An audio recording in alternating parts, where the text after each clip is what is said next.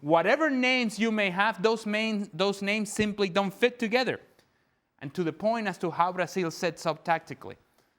In your mind, you're thinking, if you're Dorival, we're going to go press Argentina because this is the way that you have it set up. We're going to press them higher. Who are you going to press with? Vini? Vini doesn't press with Real Madrid, with Brazil, or with anybody. Rodrigo has a free role, doesn't really press. Rafinha may press. Mateus Cunha may give you that work. But once you are sort of like, are we pressing, are we pressing, are we pressing, are we not pressing, you're neither here nor there. You're in the middle of nowhere. So by the time you try to get to the ball, it's too late. The ball is already past you. That's why, at the highest level, it's impossible to be completing 34 passes that ends up in a goal, and that is exactly what Argentina did. So is it simple as sack the coach, it resolves the problem? It may help, but I don't think it resolves the issues. Your big-name players in this team haven't proven to be reliable at the national team level. Ever. Rafinha, put him aside because at the very least, he looks like he cares. Vini, on the other hand, we think of him as being this guy who's going to be fully engaged, as he tends to be quite often with Real Madrid. Engage with the fans, engage with the opposition, engage with the referee, engage and creating. In this particular performance, disengage. And what's really surprising is that he actually was coming from what was thought to be a good performance against Colombia. So you think he would maintain that momentum. Instead, he disappeared. And if he's not giving you what you want offensively, and then you're asking him to press defensively, and he doesn't give you that either, then you're carrying an extra body on the field and somebody who doesn't give you the productivity that you need. It ends up being surplus to requirements. And it doesn't match what the needs were for this game. And I hate to say it, but when you have a player like Vini, you think you should have him on the field all the time. But if you're trying to press together, he's not the guy that's going to help you do that. Vini's a one-man band, isn't he? Well, yes. Certainly with Brazil, he's a one-man band. Everything he did in this game in particular was all about what he was trying to do, which is the complete opposite of what Argentina were trying to do. Argentina were playing for each other. They were moving the ball for each other. Every single thing they did was for the guy standing next to them. And the impressive thing about Argentina is they do the simple things to an incredible standard. The passing and the moving and the closing down is incredibly, they make it look incredibly easy, but it's smart footballers. Every time Brazil had the ball, whoever closed the ball was closing in the correct manner.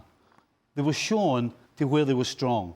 And everybody was taking the cues behind so that on the odd occasion, when somebody didn't quite get it right, there was somebody else there to cover it up. That is just smart footballers. That's what Argentina have. They got talent, they got togetherness, and they got football brains. Brazil, I've got talent, nothing else. You know where I'm going to go next with the Argentina conversation. Okay.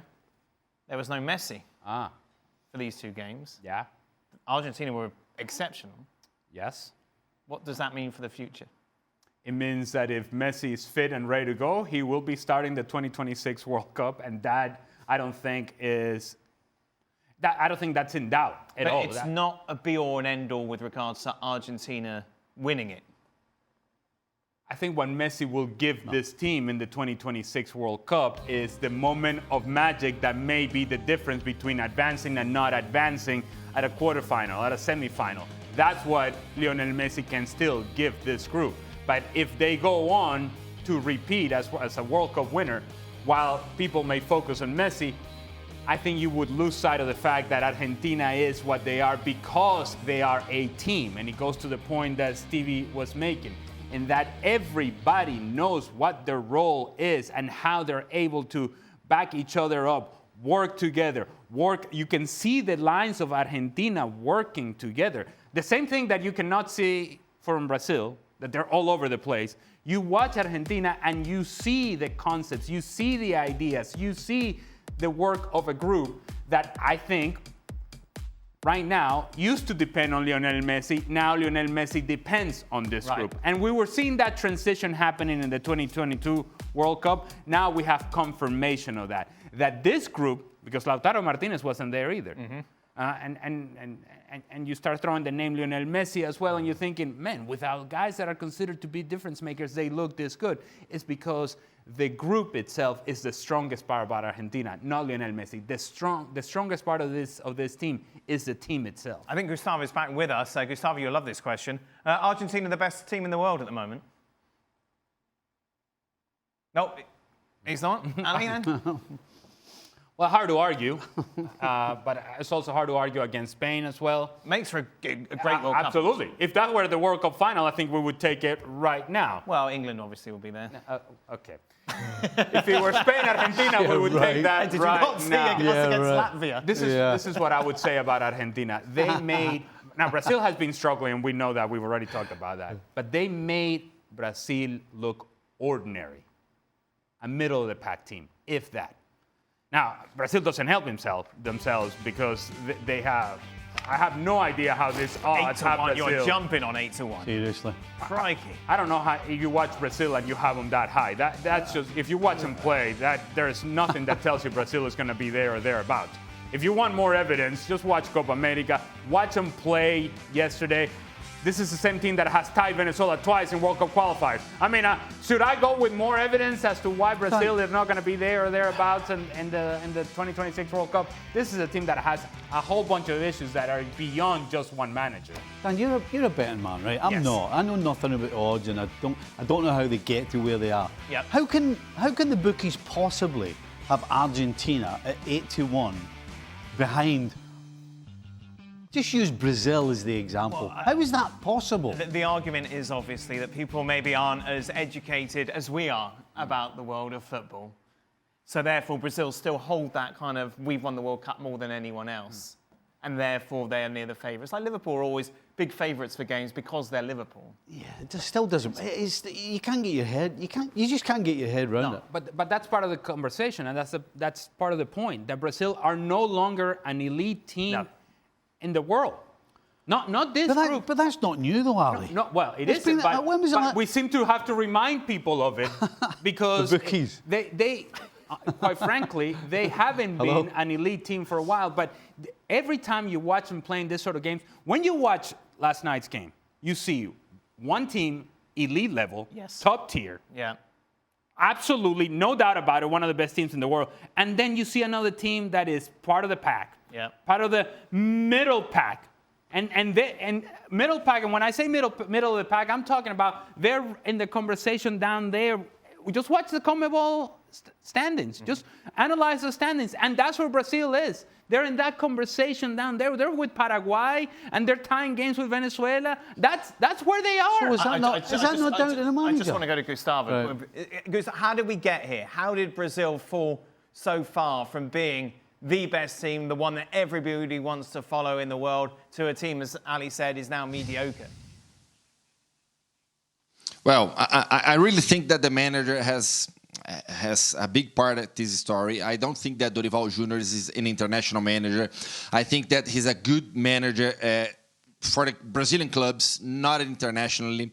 So I think that with a better manager, Brazil could be better. I can understand the critics about the generation in Brazil. We don't have the best generation of all time, for sure. We know that, but I still think that Brazil has a good group of players that can become a very good team, much more competitive than what we have seen over the last months. So, for example, what team in the world has players like Ederson, Alisson, Bruno Guimarães, Vinícius Júnior, Rodrigo, Rafinha? Well, as Ali said, they haven't played at their best for the national team, but they can play. I think that with a better manager, a better group of managers working with them, they can become a better team. I know that this is not the best generation, but this is not the worst generation at all. So I really think that with a better manager, we can have a much better team. Gustavo, good man. Thank you very much. Next time Brazil lose, we'll have you back on the show. Welcome. See you in a couple of weeks. We won't have to wait too long. I doubt. Checking out what else happened. Maybe next week. Yeah, I think so. Maybe next week with the new manager. Yeah, don't make any dinner plans. Let's see what else has been going on in CONMEBOL World Cup qualifying last night, starting with Colombia against Paraguay. Great start. Will he do it again, though? We will find out, of course, in less than 24 hours' time as Barca have the chance to go 3 points clear at the top of La Liga table. Hansi Flick inevitably was asked about Rafinha and Araujo, of course, who are both playing in South America. Will they play on Thursday? Here's what he said. They will not play, and also they are not in the team. So they are out. It's like that because they have a long flight. Sorry about that to interrupt you. I think they have a long flight, and it's not the best way because they have to recover. They also have to train. So Ronald, he didn't play the last match, but I don't know what he's training with the national team. Eric and Ini will play on the center backs, and Pau will be on the bench. So I hope not that we will need him because I think also it's better that he have 1, 2, 3 days more. Because he needs it. At the end of the season, I think every week or every match is it's a big thing. So you cannot win the Copa, you cannot win the Champions League, but you can lose it. So this is the potential starting 11 then for that tie against Osasuna, live on ESPN Plus, of course, on a Thursday. This should be good enough, shouldn't it? I need to beat Osasuna at home. Well, it should, and the fact that it's at home makes it more likely that Barcelona wins this match. In terms of the conversation about Rafinha, I don't think there was ever any doubt as to what the decision would be from Hansi Flick. It makes absolutely no sense for you to sacrifice the player and take a risk with Rafinha and saying, these 3 points are more important than the next 3 weeks, which is the chance you're taking. You put him out there, he suffers some sort of soft tissue injury, he's out for a month. And so what is there to gain for Hansi Flick? There's a whole lot more to lose, and so therefore it makes a whole lot of sense that Rafinha is not involved. As for your question, that team that we just showed, regardless of whether that's a group or not, it should be good enough to beat Osasuna at home. Give me a prediction. I'm saying Barcelona 3-1. 2-0. I like that dramatic zoom that we put on you. Yes. Talking about the defeat. Well, you should have told me. No, we didn't do it then. The video. Oh, not now. Sorry. Little late. It really is going to get very busy between now and the end of the season. La Liga, Copa del Rey, Champions League for the big boys in Spain. Thursday then, tomorrow, Barcelona against Osasuna. Our coverage starts at 3:30 Eastern. Then on Saturday, the late game, Real Madrid against Leganés. Before that, in Catalonia, it's Espanyol against Atletico Madrid. And then in Sunday, Barcelona in action again, this time at home against Girona. All these games. Rafinha will play that game. Rafinha will play that game. And then we got Copa del Rey after that. Then more La Liga, Champions League, Clásico. Alphonso Davies out for the rest of the season. He did his ACL in that win against the US in that third, fourth place playoff. His agent isn't happy. He shouldn't have played in the USA friendly third place match. I was surprised that he started because he had communicated he wasn't good to start. A source within CSA told me Friday night Alphonso wouldn't start but might get a few minutes. I told them he shouldn't play at all. In my opinion, he, Jesse Marsch, should have managed the situation better. This could have been 100%. Now, what's interesting, since that quote has come out, Canada have come out all guns blazing saying, whoa, wait a minute. The Athletic are reporting that multiple sources have told them that Alphonso Davies told them that he was ready and he could play. This is a little bit one side or the other, isn't it? Should we start there, or how bad this is for Bayern Munich? Let's start there, just from a player's perspective, how much he should be speaking up against his manager in these international ties, which is a glorified friendly. Yeah, well, the agent coming out creates a whole sort of problem. And I have to imagine that this has not been something that Alphonso Davies, in any way, shape, or form, has discussed with his agent. Tearing your ACL, it happens. It's part of being a professional. Well, not if you're not playing, it doesn't. What's exactly your point? My point is, why is he even on the pitch? Because he's the captain of Canada. It's a third, fourth place friendly. You've got It's bigger not a fish friendly. to fry. It's not a friendly. Of course it's a friendly. No, it's not a friendly. Who cares? Who cares about Nations League third wait, or fourth place? Wait. What do you? Who does? Canada does. It's against the USA. But and the manager's Jesse Marsh as well. No. They all want to win. Hold on. Hold on. Your position is that anytime that you feel that it's not necessary for Alphonso Davies to be on the field, then you don't play him? No, I'm saying if he feels he's got a niggle and he's got everything that's coming up, of course, in the Bundesliga and the Champions League. Everybody plays with niggles, Dan. Yeah, you're never 100%. You're never. You've always got a problem. There's always something. There's always a niggle. And it's if Alphonso Davies thinks that he's not ready, he has to go to the man and say, look, I'd love to play, but I'm not ready. Right. And then, as the head coach, I'll be shocked if Jesse Marsh doesn't go, right, well, hold on a minute. I know we all want to win, but as you said, there's a little bit in it that it is third and fourth. I don't want to jeopardise him for the Champions League or the rest of the season, so I won't play him. That's how it should go. So, I don't know about you, but in my opinion, Charlie, Alphonso Davies hasn't said anything to the manager other than I'm okay. If Alphonso Davies went to Jesse Marsh and said, I am not ready to play, I am not fit, I cannot go, and Jesse Marsh decides on his own that Alphonso Davies is going to be on the field against what the player has told you, if that's what has happened here, that's a fireable offense. If that's what has happened here. Right. Certainly post-injury to Alphonso Davies. I doubted that this has been the case. I don't think as a manager you make this decision unilaterally. You don't just go against what your team captain, the flag bearer for the Canadian national team, Alphonso Davies, you don't go against him telling you, I can't go. I have to imagine that a conversation took place. Hey, how are you feeling? Say, I can go, I can play. And at that point, you put him on the field. There are only so many games that Canada will play ahead of the World Cup in 2026. And while it may not be important to you, obviously, you look at this as a friendly, for Canada, it is significant. Because for Canada, it is playing against who has been considered the giant of CONCACAF alongside Mexico. And so for them, it's important to make a statement to themselves in preparation for what's coming in 2026. And all these opportunities, which are few and far between, that they will have to play in this sort of matchup that make it competitive, that are significant to them, they have to take advantage of those opportunities. And that means Alphonso Davies, your captain, being on the field, if indeed he was fit to go. Big picture, of course, for Bayern Munich. This is far from ideal, especially when paired with the injury to Upamecano as well. He's going to be out for a few weeks. Obviously, Bayern should be fine in the Bundesliga. That's not where their priority is, certainly, when it comes to these big matches coming up against Inter. What sort of difference maker is it, if at all, that these two aren't available?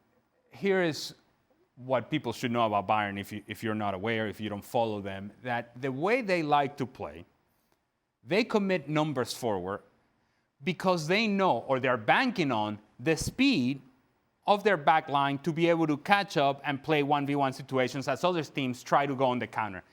At the forefront of that, in terms of recovery speed, is Alphonso Davies. So you're willing to take some chances in committing all those numbers forward, because once that ball is played over the top, Alphonso Davies is running back, and more times than not, he's catching whoever he's chasing. That allows you to take more opportunities and more chances and more risk going forward. And when he's not available, or when he's further up the field, then Upamecano is able to come across and cut out that danger. So what it does that is forces Vincent Kompany to make some decisions in terms of how they're going to play. I imagine that Rafael Guerreiro will play in the left back, and in games that he considers to be where they have to be more responsible defensively, that's where Hiroki Ito will play in the left back position. Those are the sort of changes that I expect Vincent Kompany to make. To your point, I believe that it's going to be a lot of hard work for Bayer Leverkusen to get back into this race, and it's going to be about Bayern Munich maintaining that lead. They play St. Pauli this week. That should be one that Bayern Munich wins, regardless of the absence of Upamecano and, of course, Alphonso Davies, who's done for the season. As it pertains to Inter, that's a different conversation. Well, and if I remember rightly, I think your heart was very much with Bayern to make it through to the next round. Well, of course. Does this news change your opinion? No, I don't think so. I don't know what. I'm already feeling this look over here. Well, so the option for Upamecano was Eric Dyer, right? Yes, it can be. Yes. Well, that's a huge problem. You know, all the things that you're talking about recovery speed. Yeah. If there's one thing Eric Dyer doesn't have, it's recovery speed. I like you telling Ali that as if it's news. Well, I thought Eric Dyer was probably slower than you. So the way they play, that high line they play, the way they want to use the pace of the defenders, that is Eric Dyer is your solution. No, if I'm Inter, I'm rubbing my hands. Well, and you should. All I would say to that is those that are going to run in behind from Inter are not necessarily guys that have that kind of speed that they used to have. Lautaro Martinez is a very crafty striker. He will make the short runs, but over distance doesn't quite have the speed, getaway speed. The other guy, Marcus Thuram, may be more of a troublemaker for you. He was a troublemaker when he was at Borussia Mönchengladbach, and he did have some success against Bayern Munich. That would be the guy that I would be more concerned with. Overall, I do think that Bayern has more to offer in the attack, and that they'll be able to create more against Inter than Inter will against Bayern. Well, just a reminder, of course, the Bundesliga live and exclusive on ESPN Plus. Coverage continues this weekend. All stars of Bayer Leverkusen in action on a Friday as they're looking to close the gap on Bayern, certainly momentarily, as they play host to Bochum. And then on Saturday, it's Bayern against St. Pauli.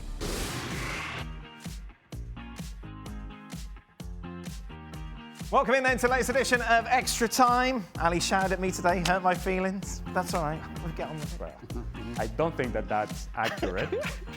Stevie, as a coach, how concerned are you about the risk of injuries to your key players during international breaks? Have you had a player miss significant time due to an injury sustained while on international duty? I don't remember losing somebody to an injury in international, but you 100% think about it. I bet. And you absolutely, you know, your main players. Do you watch any of the international games that your players are involved in? No. No. Wow. What kind of question was that? No. The only thing you're interested in is that they stay fit. Right. You couldn't care less about the score. Oh, really? No, not at all. Well, if someone scored a hat-trick for their international team, it wouldn't affect your selection for the weekend?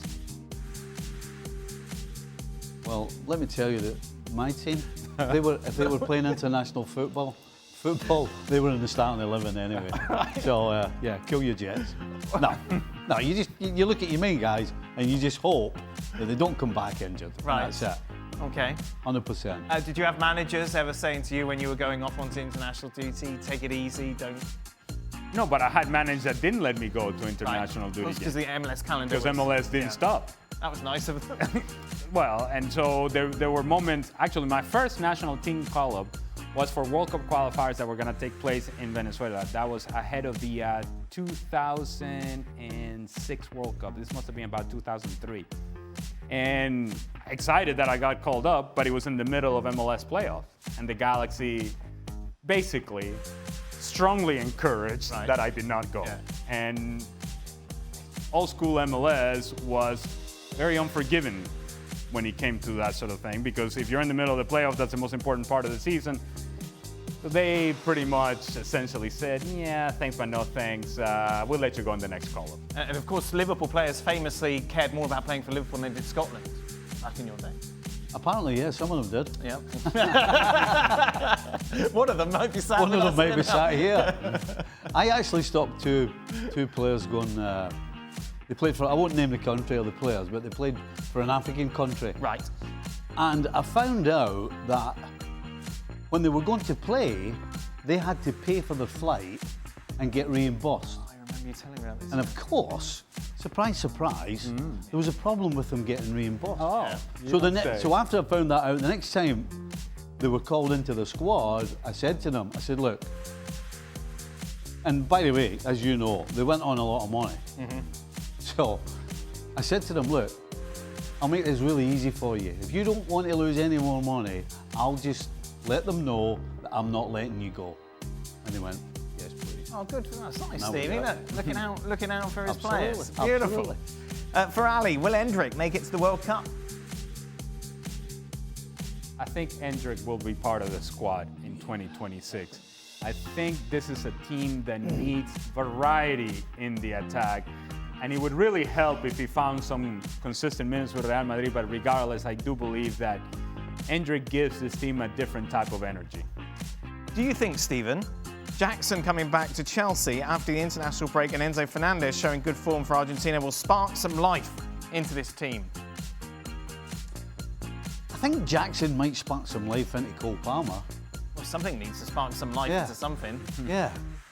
Do you know, I was thinking about that watching Enzo Fernandez's goal the other day. I'm thinking, you never see him doing that for Chelsea. It's almost like he plays a completely different game for Argentina than he does Chelsea.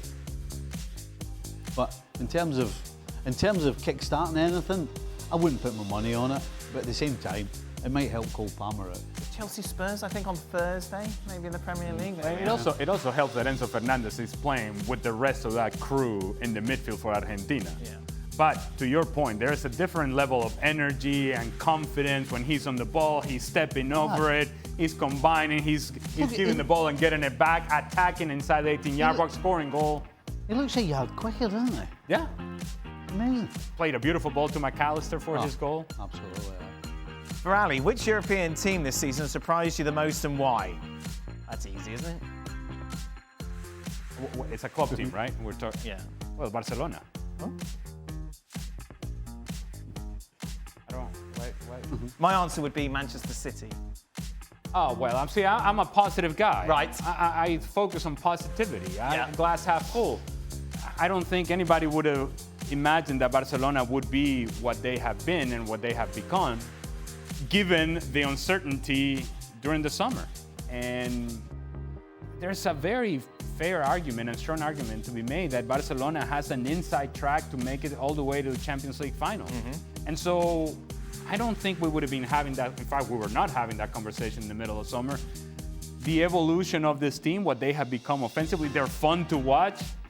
Every time you watch Barcelona play, you know that there are going to be goals, both for and against. And the evolution, I think, of Barcelona has surprised me the most. Now, of course, to your point, negativity, of course. Manchester City, it's difficult to argue against. I actually thought he was going to say Forest. Okay. Yeah. I did. I actually thought you were going to say Forest. Because that's positive. Yeah, I should have known. So I just went straight down the negative train. known. I apologise for that. Yeah. Did you say Nottingham Forest then, Stephen? Well, I actually do agree that Man City is the biggest shock, how bad they've been. Yes. But certainly Forest has been a huge surprise. Stevie, if Carvajal is back to his peak fitness, who starts, Carvajal or Alexander-Arnold? Alexander-Arnold. You think so? Well, At yeah. Real Madrid? Yeah. In a big Champions League night, you're playing Trent over Carvajal with his experience, with his leadership, with his defensive qualities. Yeah. Wow.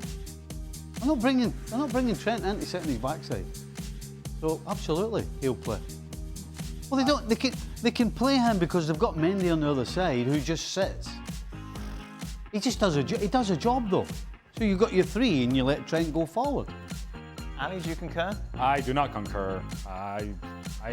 Unless Dani Carvajal doesn't come back to anywhere near his best after the big injury he had. It was a major knee injury. He's obviously older.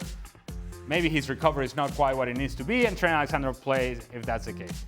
But if Carvajal is anywhere near his best, I'm going with the experience, his know-how, his defending capabilities, and a guy who's an important player, an important leader within that group. It's a lot of ifs. It's a lot of if. That's a lot of if. It's a lot of if with Trent Alexander-Arnold. Hutch, no, you know exactly what you get. No defending.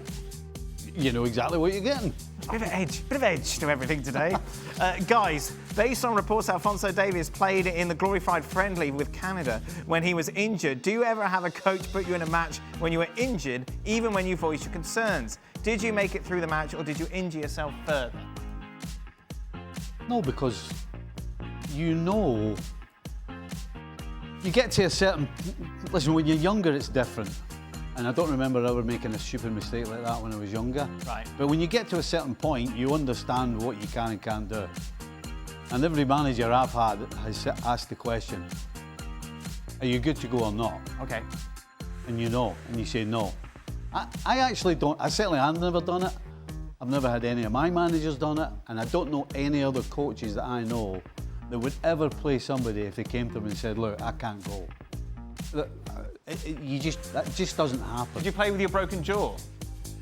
I when you did, came yeah. back? I did. That must have been a bit weird. It was a little strange. What was your protection artifacts? Was there anything? Oh, when I came back after yeah, when you it? came No.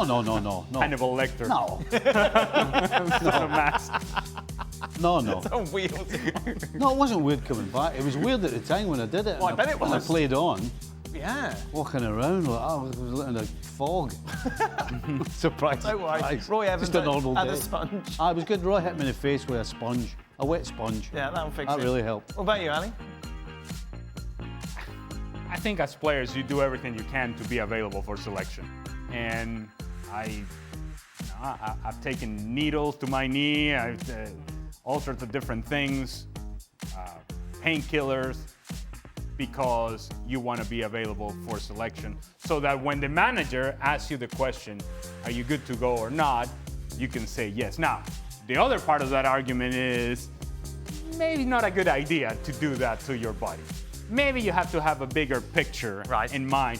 But sometimes, most times, as a professional, you're so obsessed with the idea of being on the field and playing because that's what you do. It's what's within you. It's in your heart, it's in your soul. And so you'll do whatever it takes in order to be available for selection, and then the coach will make the decision as he sees fit. I do remember once when I wasn't sure. I'm trying to remember, I think it was early doors. I think it was like 83, 84. We played Manchester United in the semi-final of the league. I think it was the League Cup. Right. At Goodison Park. And the day before, the question they asked me was, how would you, and I went, I'm not sure. And they went, okay, here's what we'll do. We'll get up in the morning, we'll go to Goodison, and you'll go on our own. Oh. So I got up early, got in a Well, cab. that's not good for you, Stevie. No, it was not. Me and Ronnie in a cab down to Goodison, got changed, went on the field, and I went, no, can't do it. Oh, there you go. Yep. Final question. Ali, how do you think the level of play and talent in MLS has evolved since your time as a player?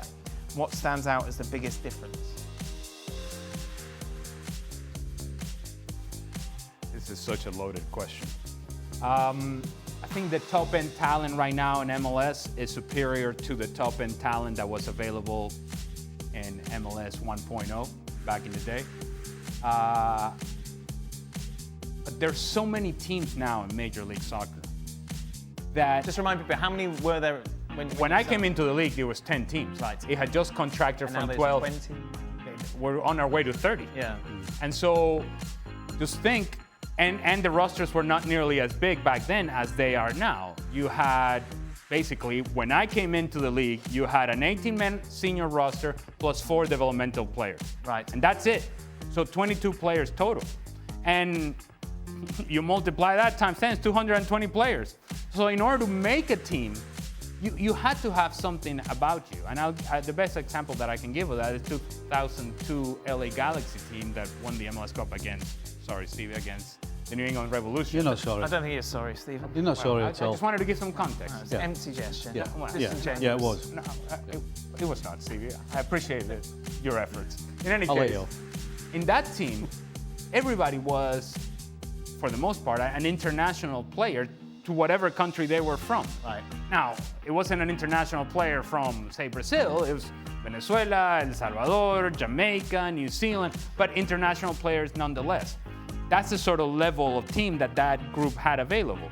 I don't think that you find that across the board now in Major League Soccer. And so once you get past the top-end talent, I would say players 7 to 10, and you start going deeper into the roster, I think that's where things fall off right now in MLS as compared to what it was back then. Because even the back-end players and those top teams in MLS had to be a player, had to have something about them. Your version of LA Galaxy would beat the current version?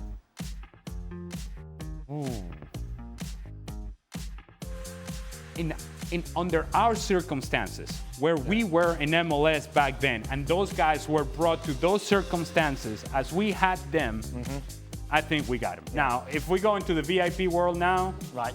They got And it. that seems to be talking to you guys. What's changed is that you fly coach. Everyone's all over the place. Well, There's here's a good example. In the late 2000s, I was allowed to spend $1 million on a player. right. Eventually, I was told that, you know, if you can, we'll give you $1 million. If you can find somebody, we'll give you $1 million to spend on them. Somebody just bought a player for 20 million. So it's nigh on impossible to try and compare. Who did you buy, Steve? That's where we're intrigued. We didn't buy him, did Oh, I got spent it down the shepherd's pie shop. yeah, I got the bullet before I found anybody. Oh, I think when you evaluate MLS 1.0 as compared to what it is now, part of that evaluation has to be the context and the conditions under which we played back then.